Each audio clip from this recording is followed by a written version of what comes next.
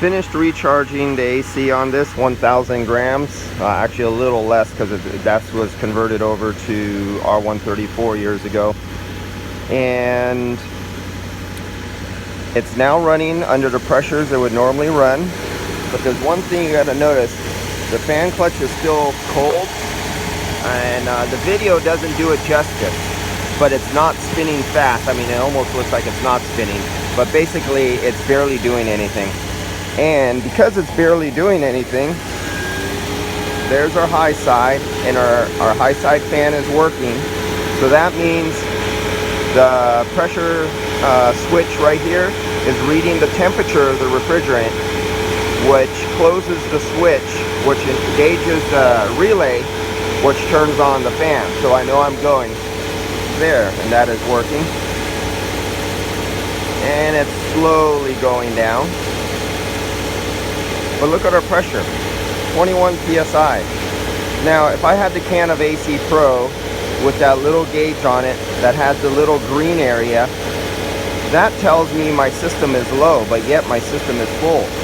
So if I was an unknowing general person, do-it-yourself, backyard garage guy, I would keep on shaking that can and squirting the shit in there, waiting for this to get up into the green area. And in the meantime, you don't see the high side. You'd be going up to 225, 325. You'll keep going until you blow the pop-off valve on the back. You start slipping the clutch and burning it, jump your belt, or maybe you get it up to that 30 area. It all depends on your ambient temperature and the condition of your thermal fan clutch, since very few people know how a thermal fluid-driven fan clutch are supposed to operate and how you're supposed to wait until it kicks in before you do any adjustments, if you were going to do that old school method. And most people don't know that when that auxiliary fan kicks in, you reach 240 psi, which would be telling you something's wrong. But of course, you know, you buy the can of AC Pro from the auto parts store, they don't tell you that, because that's not their responsibility that you mess up your AC system. Or somebody pays a neighbor or a friend or a backyard garage, says, oh yeah, I could get cold coming out of your dash, and they overfill it, and you drive off, you hit somewhere hot, and you burn out your compressor. They go, oh, I'm sorry, I didn't know. You know, there's no excuse for that. So in this condition, on this vehicle, if you try to use the little gauge of AC Pro on this vehicle, you will overcharge it. And then when the customer goes out and drives somewhere hot, that refrigerant has nowhere to expand, and it will overpressurize the system, damage the compressor, damage the clutch, jump a belt, or at best of luck, just poor AC performance.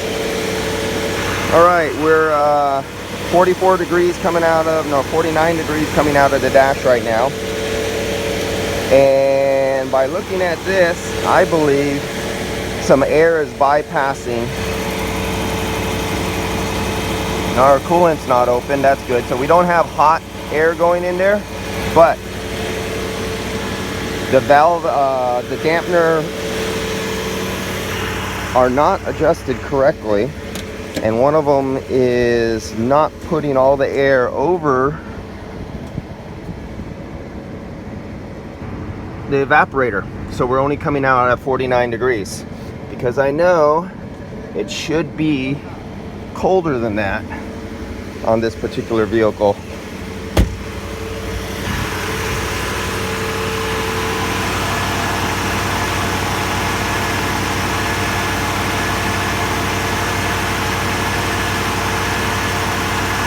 So the temperature of the evaporator is 31 degrees. Whoops, right there.